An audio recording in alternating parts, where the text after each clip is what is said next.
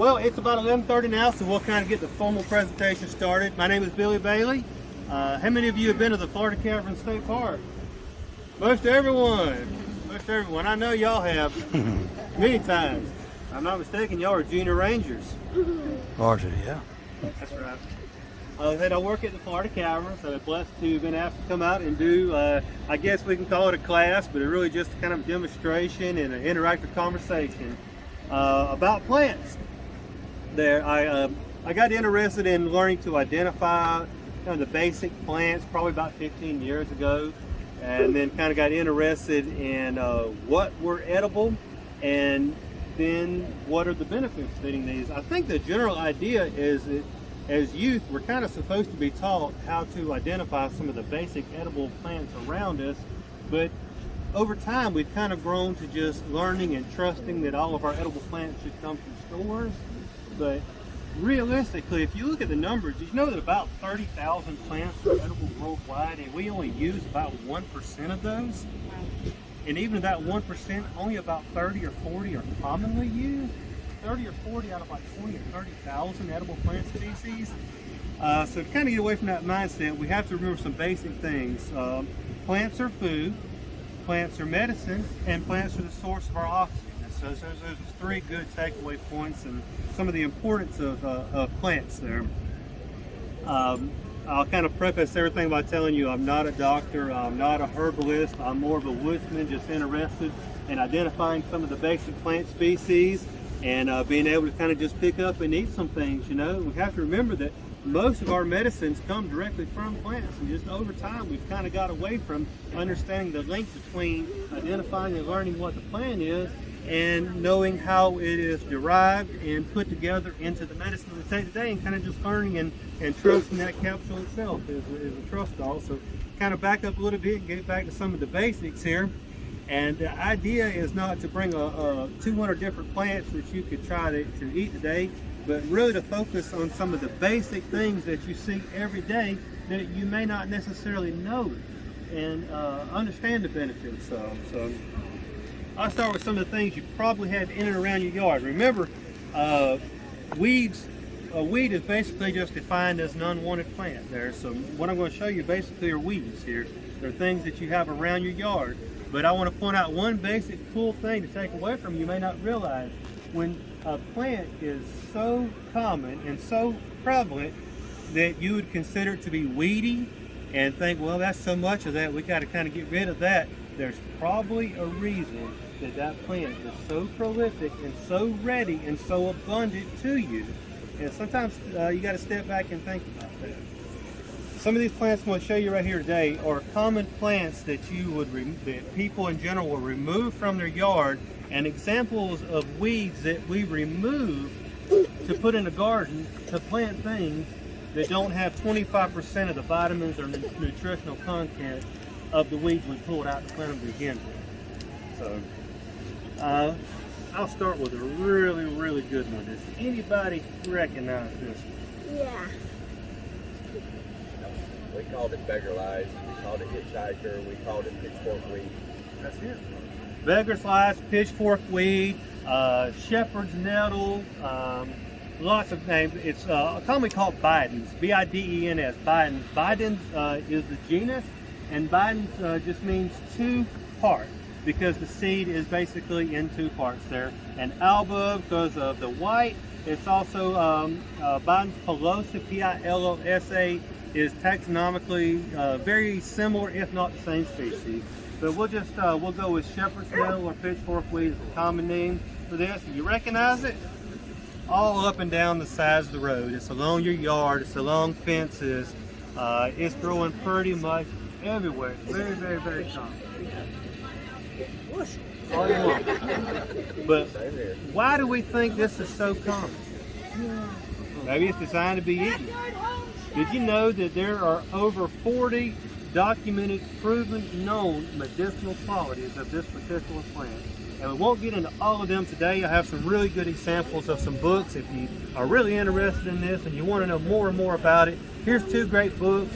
And also there's a lot of really good websites out there that get really in depth with some of these plants there. These little white flowers here, did you know these little white flowers you see growing up down the sides of the road and the ditches, the fences around your yard. Did you know that these are higher in antioxidants than blueberries? And they're all around your yard. They're right there. Maybe. Yeah, about waist height. I have them taller, some that are actually taller than my fingers. Yeah, they'll grow up and spread. They get a little bigger than that. And that's North America, Africa, Asia, South America, and we use this far, far less than all the other cultures. This is children in most cultures know to recognize this as food and medicine. One thing that we commonly are taught as children is to appreciate two tastes, and that's sweet and salty. And this is neither, it's bitter. But a lot of times in the plant world, bitter means good, it means medicinal, it means it's healthy, it's good for you. So I mentioned it's very high in antioxidants, and what got me interested in this plant initially is because it's a great natural anti-inflammatory. It's good for lower back pain. It's good for muscle issues. Lots of good uses for this. It can be eaten raw. The leaves are a little bit bitter. They're best when they first come out in the springtime or once the frost knocks them back and they start to come back with a new growth there. That's when they're the least bitter. The flowers, you can walk around and just pick them and eat them as you go. Or you can put them in salads, you can put them in smoothies, you can really do whatever that you would like. My family, we take the leaves and flowers and we just sprinkle them in with salads there with wild lettuce, spiderwort, stachys, dandelion, doggerweeds. I mean, just make things from around the yard and get the kids involved to make a salad, the things they can find there. This is a really, really good one. And also another reason too, not just for humans, but when something is found so abundantly as this pitchfork weed or as beggar's lice, there's another reason too. If you get around these very much, you'll notice the honeybees. Behind the citrus, this is the most important plant in the state of Florida for our honeybees. There's another reason it's so abundant. So, lots of good uses for this, not just for us, but for the wildlife around us. Lots of butterflies come to it. And you'll notice in the wintertime when there's not a whole lot of things out, when you just find like a handful of these and a handful of dandelions, notice what few butterflies and all around. This is what they are going to. But this is it's perfectly safe. It's lots of good uses for this. Primarily, the flowers are a source of antioxidants, natural anti-inflammatory. The leaves can be crushed and used to treat wounds by killing the bacteria. It's an antiseptic. A lot of good qualities to that one. Another common weed, if we could use that word, herb, depends on how you see it. You may come in today calling it a weed and leaf, using it, calling it a herb. This is a dandelion, and it could have its own book. I mean, the list goes on and on and on with all of the good uses for this. The entire plant's edible. You can put it in salads. Really, typically eaten raw, but the root can be dried out. The root is really good for digestive health, high source of fiber, and it's good for the leaves are good in the tea. They're good for the liver, the kidneys. They're a natural cleanser. That's a really good one. Anybody recognize this one? Rattlesnake. That's a great common name. I think one of the roots here will show. There you go. Notice that root there? It kind of looks like a rattlesnake weed. There, did you know that within this genus, which is called Stachys, this is Stachys occidentalis, or Stachys floridana, the Stachys occidentalis, the sister plant to this, the root, is sold at a very, very high premium in upscale restaurants here. But in Florida, this one is not really known as much in the culinary side of it, but it is closely related to one that does sell for a lot in upscale restaurants. The root is edible. It's high in fiber, which of course means it's good for your digestive health. Traditionally, it was used for lower back pain, anything to do with your back. And one thing to notice about this is it has square stems. You may know what square stems mean? Mint family. It is an Lamiaceae or the mint family, which of course means that the leaves can be used in a tea. It's good for respiratory health. It's good just for asthma. It's good to help with breathing. A lot of good qualities to this. It has a little blue kind of purplish flower that comes up in the spring, and the flower itself can also be incorporated into a tea. What we do with this one, we put it in salad. We also take the leaves and dry them out about halfway and make them into tea as we do the flowers. To go along with the mint, this is a roadside mint found throughout most of the dirt roads of Jackson County. I'm sorry it kind of looks rough. It's really the wrong time of year for it. But this is the white leaf mountain mint, Pacanthamum albescens. We have about a half dozen species in this genus. So the best place to seem to find these is really up and down the dirt roads there. It likes calcareous soil to be along the edge of limestone, but it's not necessarily tied to that. And the white leaf comes from, you can't see it so great on this one, but the terminal leaves have a lot of white on them. And there's a lot of different mints here. Most any mint can be used to make a tea for rootless. So kind of on a side note, if it's something you're interested in bringing pollinators to your yard, every one of these that we've talked about already is a great source for pollinators to come in for your bees. And this one, while we're on weeds around the yard, I recognize that one? Oh yes. Spiderwort or Tradescantia. And the genus is Tradescantia. This one is Tradescantia ohioensis. Tradescantia is the genus, and it's also used in landscaping as often the name to market it with. Sometimes to make something sound more unusual or exotic, the genus is used to market it. This is Tradescantia. A lot of really cool things about this one. When you see this is the same plant but in two different forms. When you see just the leaves here, it almost looks like a grass, but you'll notice in the fall time you start to get a lot of purple in it. And we had just enough of a warm spell a couple weeks ago that this one put up some flower stalks. Not a lot for flowers on it right now. It does have one bud right here. If you saw this open, you would probably recognize it. Most people have these in their yards. They're very, very common. This is its native range. It grows wild all around us here, but it's also used in landscaping. It's common for borders to be planted around trees, sidewalks. It's one that's commonly planted and that it spreads, and it's found all over the place. But this is another good example of something that it becomes so weedy, makes you kind of wonder, is there a reason it's so abundant? Is there a reason it's so weedy? And it is. It's good. It's good for food and it's good for medicine. This entire plant is edible. To begin with, the roots of this are really good for digestive health, just like pretty much everything we talked about. And you'll find that as a common theme. A lot of times the roots, because they're so starchy, are good for the digestive health. And then the leaves on up to the stems and the flowers, they are another good anti-inflammatory. The flowers are the dark purple color, and which dark purple often means I'm high in vitamin C. I'm high in antioxidants. Just like the violets, the common violets you find in your yard, those violets are great sources of vitamin C and antioxidants as well. And these go right along. I couldn't find any violets in flower. I'd have bought a few of those for you. But the common name spiderwort comes from, we'll start with the word wort, W-O-R-T, wort. Wort is an old English word that just means plant.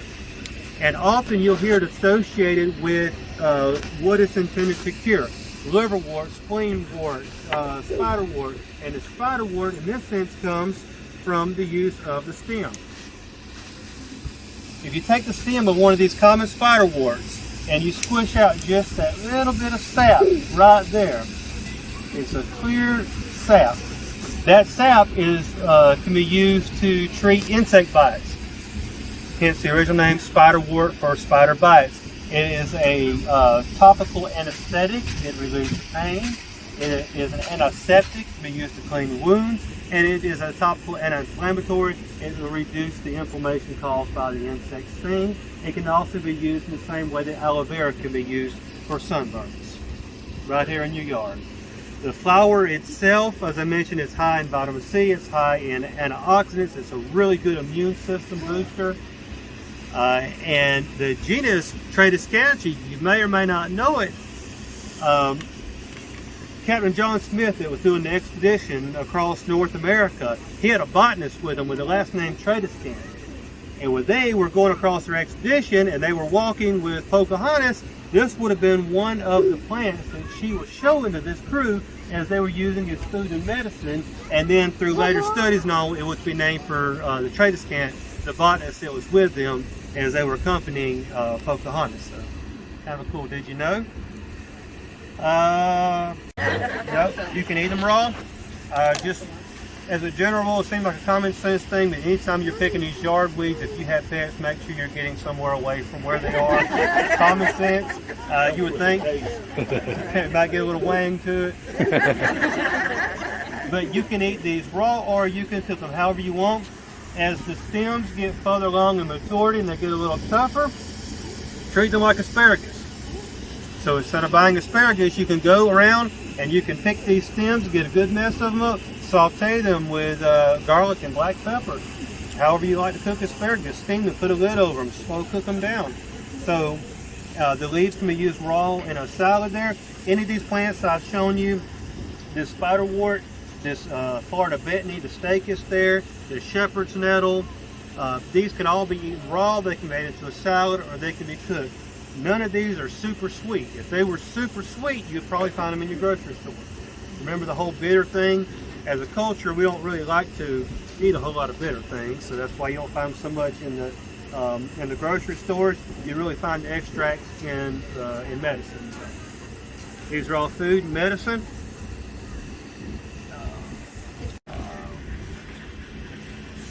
Did I talk about these to everybody? Not yet. Not yet. Okay, well, half the group we kind of did a little presentation ahead of time there. But these are, you recognize these? Dollarweed. Dollarweed, they're found all around your yard. Did you know that these are an antifungal? Yeah. These are great, these are an antifungal. And this and its companion plant, the centril, are used in a drink called Gotu Cola.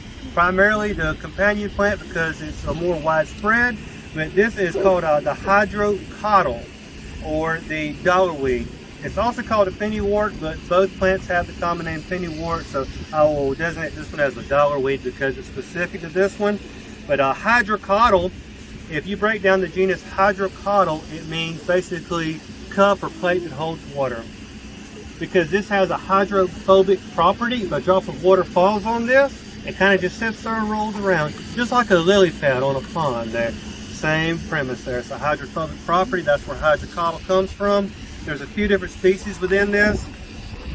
This pretty much has all the vitamins. This is another one that you can eat raw. You can cook it, put it in salads, really however you want. You can mix it with these other plants here.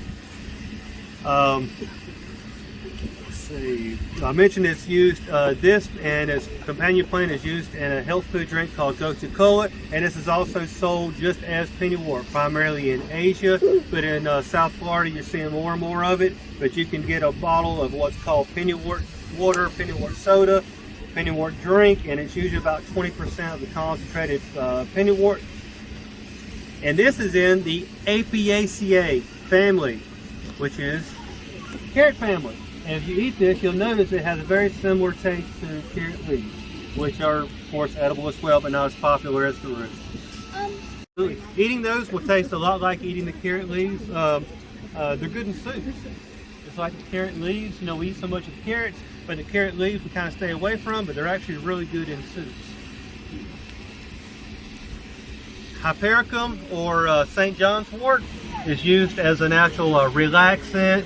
Calm the nerves, ease you down, kind of very similar to slippery elm or red elm. Those are another good one to use for tea for relaxing. It has yellowish colored flowers.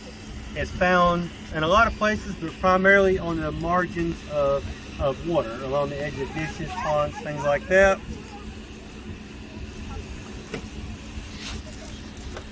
Mr. Josh will recognize this one. Yeah. Yaupon holly. Yaupon holly there, this is Ilex vomitora. The genus Ilex is the holly, the species is vomitora. And the species comes from Europeans describing the Native Americans making a drink out of this. A lot of times had other things added to it, and they were then, it was a cleanser there. Different variations of it. In itself, it's perfectly safe to make tea with. And I believe the berries, when used, will probably give you an upset stomach there. I'll be careful with that. But the leaves themselves make a great tea. Did you know that the Yaupon holly is the only significant source of caffeine native to the entire continent of North America? Good native source. You do. You dry the leaves and make a tea with it, and it's just a good native source of caffeine. And as we know, caffeine is often good for helping with headaches. All right. This one's got a little tricky because there's no leaves on them right now. But there's only a few trees that you're going to find that have thorns on them. There's the Devil's Walking Stick, which is the Aurelia spinosa, and then there's the Hercules Club here. This is the Hercules Club. The scientific name is a tongue twister, and Xanthoxylum clavihercules. Did you know that the Greeks were using this for well over 2,000 years before the advent of Novocaine to relieve toothaches? So hence the common name toothache tree. And that's how people continue to call it toothache tree, Hercules Club, or prickly ash, although it is not related to the ash trees. This is a really good one if you are ever in a bind with a toothache. I wish I had the leaves on it to show you that, but it's just the wrong time of the year. It's a deciduous tree, no leaves on it. However, you can take a small piece of bark from this.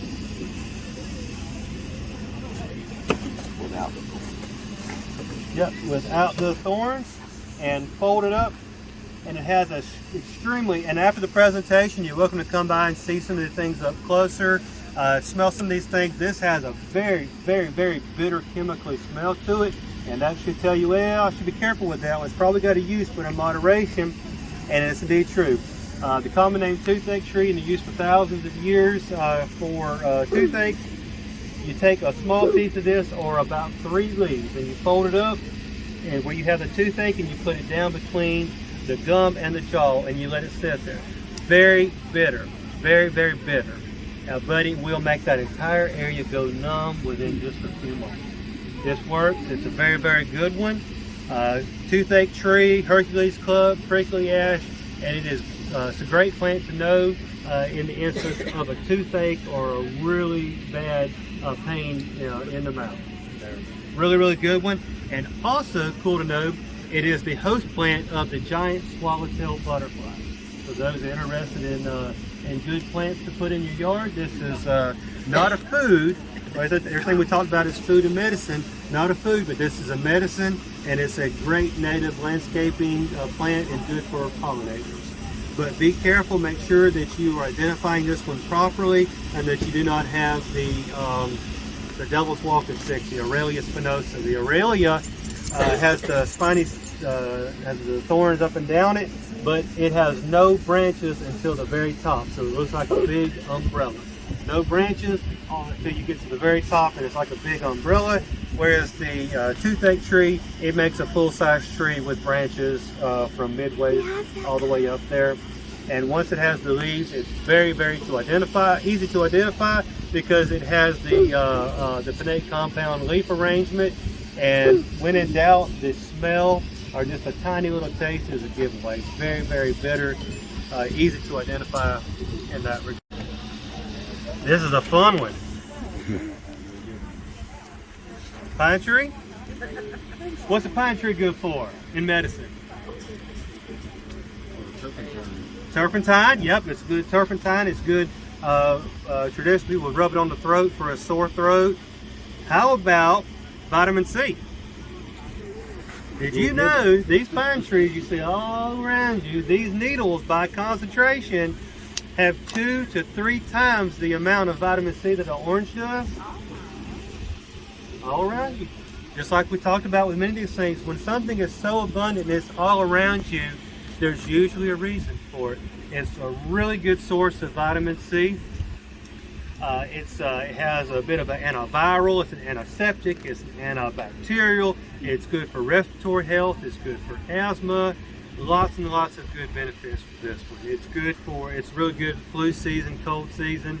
I made a tea with this last night. The easiest way to do this is just take a small handful of needles. You can break them in half, crush them a little bit just to release the essential oils found in them. put it in a cup, pour hot water. It's that simple, and believe it or not, it has almost a mint flavor to it when you make the tea. So try it tonight. Go home, make some pine needle tea. And if you're like, well, I ain't sure about that, I think I'd heard about that, Google pine needle tea. There's 1,000 websites that'll tell you all about it. It's because, believe it or not, you could go into a health food store today and buy a bag of pine needles to make pine needle tea with. You can. Often it's the white pine because that's the one that the most studies were done on, and it has a very wide range, but anything in the Pinus, which is the P-I-N-U-S, the Pinus genus, can be used for that. So pine needle tea. You heard it here first. That's because I have Googled it. It shows a 5-needle pine, of which the 5-needle pine is one of the hardest pine trees to try to find right now because of all the hybrids and the cutting of the 5-needle pines out. Anybody recognize this one? If you smelled it, you would recognize it has a licorice smell. There you go. Sassafras. Sassafras. Did you know there's only 3 species of sassafras in the world? We have 2 here in North America. On the east side here, we have sassafras, I think it's albinum. Really, really cool. Lots and lots of, you could write a whole book about this one. I'm sure someone has. So we'll stick with some of the cool basic stuff with this one. Traditionally, Native Americans would use the bark of this and the leaves of this to clean wounds. It's a good antiseptic. A tea was made of this for digestive health, for treating UTIs. That's one of the things it was used for traditionally. And early Europeans saw the Native Americans chewing on this. And I had somebody mention to me earlier, they remember about making toothbrush with this. Anybody ever heard of a sassafras toothbrush? All right, we'll show you how to make one. Okay, so we'll tell you why first real quick. Because the sassafras, it has a natural antibacterial and an antiseptic quality there. So by making a toothbrush out of this, and if you start scrubbing your teeth with it, you're actually killing the bacteria in your mouth. So it's good for oral health. It has a little bit of a sap that comes out, kind of acts as a toothpaste. So antiseptic, good fragrant smell, and it has a very calming, relaxing effect, hence the early use for the sassafras tea. And as you know, it was used for root beer for a long, long time. Make a sassafras toothbrush, you get a piece about that big.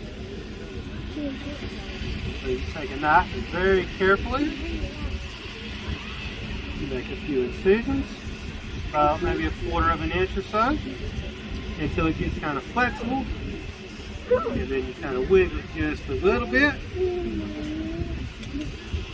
And there you have it. You made your own toothbrush. Nice. And it's kind of just a chewing on it, relaxing kind of thing that a lot of people traditionally would do, but where that started was because of that natural antiseptic property of that. It kills the bacteria in your mouth. So that's a good one. This was used for root beer and a lot of other things for a long time. In the late 1950s, a series of studies were done, and they determined that in extremely high concentrations of this, it was considered to be a mild carcinogen there. And so the FDA had banned it in the 1960s, and then in the 1970s, 1977 or so, the sassafras tea itself was outlawed. And then in 1994, as part of a Healthy Food and Drink Act they passed, they made it back where it was legal to have sassafras tea because it was determined that it was not harmful at that point, that it was more medicinal.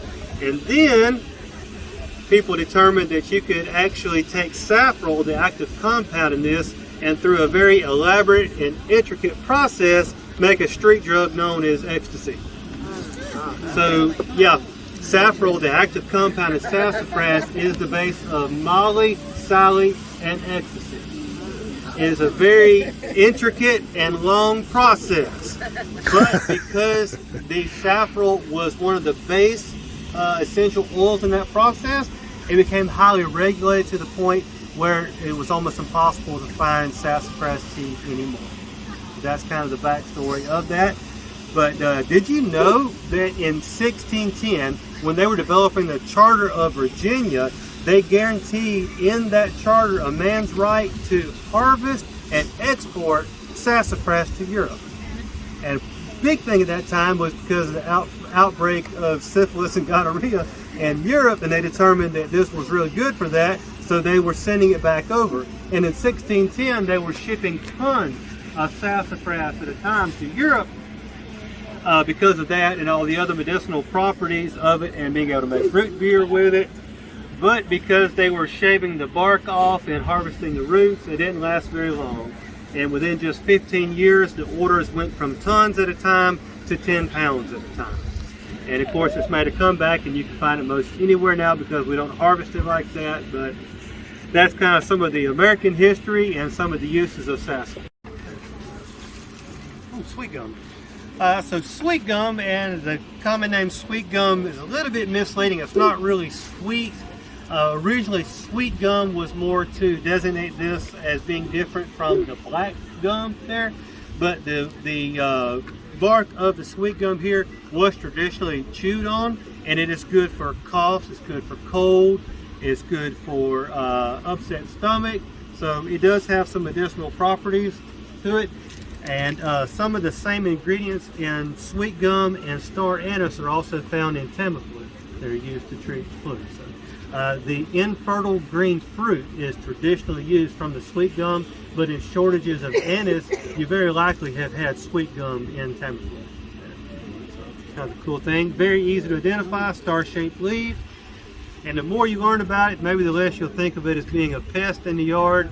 You step on the seeds there, and they're prolific, they're abundant, but just know that sweet gum is used in medicine, and also the seeds of the fruit are used a lot by birds. A lot of birds rely on the seeds from the sweet gum. Let's see, let's try to get some leaves on it. Someone recognized it earlier. Anybody know what this one is? Grows near the water. All up down the river. All up down, it's everywhere. Willow, that's right, willow. Willow, or the headache tree, as I hear it's often called. Willow, there's a lot of willows. There's over 2,000 species of willows worldwide. They are all over the place. This is probably the black willow.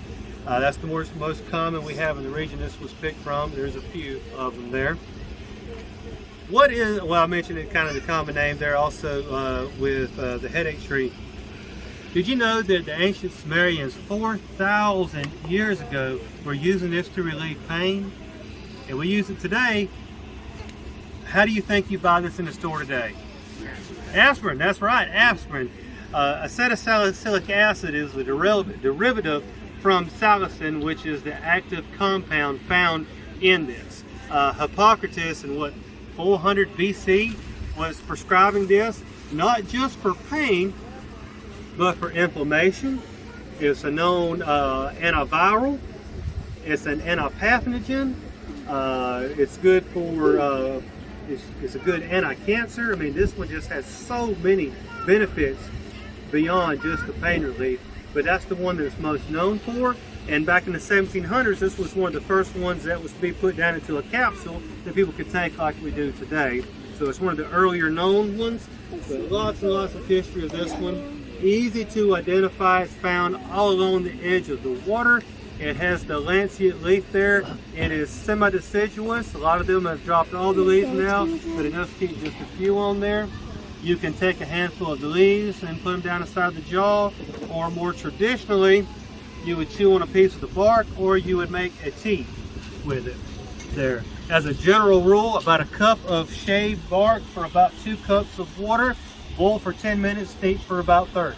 That's kind of a general marker, but there's a lot of variations for that. It does have a bitter flavor to it. It's something you probably want to sweeten with honey. But in general, you would just take a piece of this and you would just go down. And I deliberately have only picked a very small tree that was on the edge of a ditch that was somewhere that it wouldn't be able to stay. But a bigger tree, it's a lot easier to shave the bark of. It just depends on the abundance, and if you are allowed to gather them where you are, that you just take that bark all the way around it. I said, and you would get roughly, maybe cut up a little smaller than that, but you'd get about a cup of that. And I said you'd bring it to a boil for about 10 minutes and it would get kind of a purplish color, and then you let it sit for about another 20 or 30 minutes, and I would recommend putting some lemon and honey with it, or some cinnamon or something like that, which have their own list of health benefits, but something to sweeten it up because it is pretty bitter. And as you are in a bind, just like the toothache tree, you just go get you a piece and you can just chew on it there, and you will taste the aspirin in this. And that's one thing, if you know, small piece of that, you chew on it, you'll be sure pretty quick of what that is. Well,